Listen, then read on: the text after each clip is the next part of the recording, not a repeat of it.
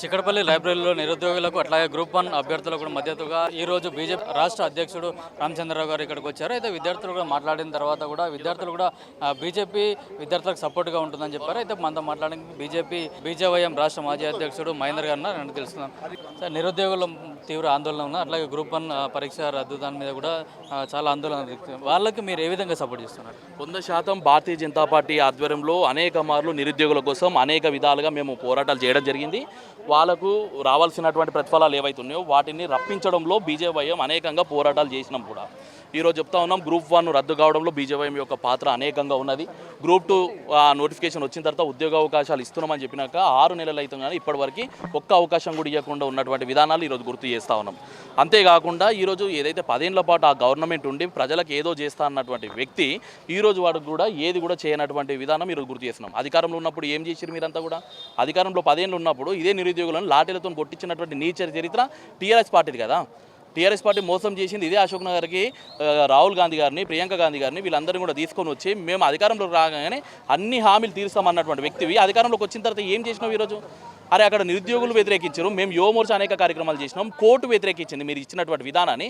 మళ్ళీ మీరు రీపిల్ చేసి మీరు మళ్ళీ అప్పీల్ చేసి మీరు మళ్ళీ విద్యార్థులకు నిరుద్యోగులకు అది వ్యతిరేకంగా పోవడానికి పట్ల ఏంది మీ ఇంటెన్షన్ అని చెప్పేసి భారతీయ జనతా పార్టీ ఏకదండం చేస్తుంది. ఈరోజు మా రాష్ట్ర అధ్యక్షులు రామచంద్రన్న గారు, అదేవిధంగా మా యొక్క ఎమ్మెల్సీ అయినటువంటి అంజిరెడ్డి గారు, అదేవిధంగా గౌతమ్ అన్న గారు, మా యువమోర్చా టీము, స్టేట్ టీం అందరూ కూడా వచ్చి విద్యార్థులకు ఒకటి హామీ ఇస్తున్నాం. రాబోయే రోజులలో ఖచ్చితంగా మీకోసం ఎంత దూరమైనా పోవడానికి సిద్ధంగా ఉన్నాం, మేము జైలుకు పోనకే సిద్ధంగా ఉన్నాం.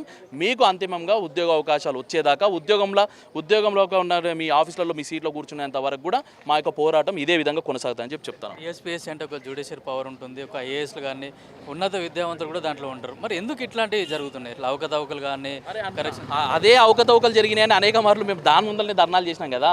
వాళ్ళ సిస్టంలో ఉన్నటువంటి వ్యక్తులు సరిగ్గా ఉంటే ఈరోజు ఇదంతా కూడా పొరపాట్లు జరగకపోయేది. అందులో ఉన్నటువంటి వ్యక్తులు సిస్టంలో తప్పులు ఉన్నాయని చెప్పేసి మేము అందరం కూడా చెప్తే తూతు మంత్రంగా 2-3 మార్పులు చేర్పులు చేసి మళ్ళీ అదే ధోరణితోని వాళ్ళు పోవడం జరుగుతుంది. అది ఎక్కడ కూడా సిస్టమ్ సరిగ్గా లేదు. ఖచ్చితంగా యూపీఎస్సీకి సంబంధించినటువంటి ఏదైతే ఉందో దాని నియమాల ప్రకారం వాళ్ళ అండర్లో ఎగ్జామ్స్ జరిగితే వీళ్ళకి ఖచ్చితమైనటువంటి న్యాయం జరుగుతుందన్న మా యొక్క ఒపీనియన్ ఉంది.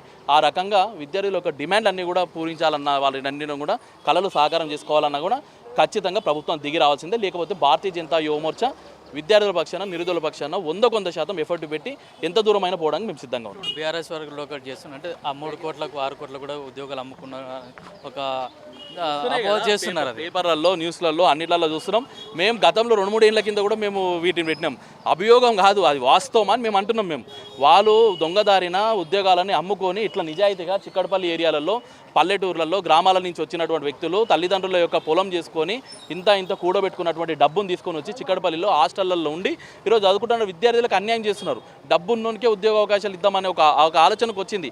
రాజకీయాలలో వాళ్ళు ఏ విధంగా అయితే ఎమ్మెల్యే సీట్లు, ఎంపీ సీట్లు అమ్ముకొని సీట్లు ఇచ్చి వారు ఏ విధంగా రాజకీయ పాపం గడుపుకున్నారో అదేవిధంగా టీఎస్పీఎస్సీ నుంచి ఏదైతే టీజీపీఎస్సీ నుంచి ఏదైతే ఉద్యోగ అవకాశాలు ఉన్నాయో దొంగదారిని అమ్ముకొని ఇదే విధంగా దొంగదారిన ఉద్యోగాలని వేరేలో కట్టబెట్టే ప్రయత్నం చేస్తారు. వీటి విషయాలలో కూడా బీజేపీ ఖచ్చితంగా అగ్రస్థాయిలో లేకుంటే తారస్థాయిలో ఉద్యమాలు చేయడానికి సిద్ధంగా ఉన్నారు. బీఆర్ఎస్ అధికారంలో ఉన్నప్పుడు కాంగ్రెస్ పార్టీ అధికారంలో ఉన్నప్పుడు బీఆర్ఎస్ పార్టీ ప్రతిపక్ష పార్టీలు కూడా అన్ని కోర్టుకు వెళ్ళి విద్యార్థులతో చెలగాట మారుతున్నాయి. ఎందుకని ఇట్లా? అంటే నిజంగానే విద్యార్థులపైన వీళ్ళకు ప్రేమ ఉందా, లేకుంటే వాళ్ళ రాజకీయ పబ్బం గడుపుకోవడానికి ఇవన్నీ చేస్తున్నారు? లేదంటే ఎక్కడ కూడా ప్రేమ అనేది ఏం లేదు.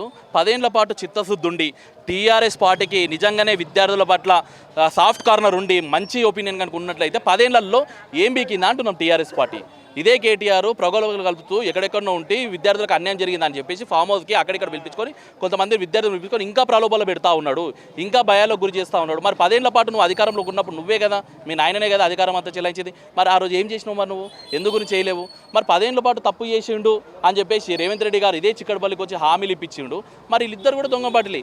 ఈ రోజు వరకు కూడా అనేకమైనటువంటి ఉద్యమాలు చేసింది మేము ఎప్పుడు కూడా క్లైమ్ చేసుకుంటలేము. మేము ఎప్పుడు కూడా విద్యార్థులని నిరుద్యోగులని మా ఆఫీస్లో మెట్లు ఎక్కనిస్తలేము మేము, ఎందుకంటే వాళ్ళకి రాజకీయాలు అంటగడతలేము. మేము ఈరోజు ఏడుకు వచ్చినాం, మేము ఈ చిక్కడపల్లి దగ్గరకు వచ్చి ఈ యొక్క విద్యార్థులతో మాట్లాడడానికి మా యొక్క ప్రయత్నాలు జరిగినాయి. కాబట్టి ఆ స్థాయిలో మేము అందరం కూడా ప్రయత్నాలు చేస్తాం.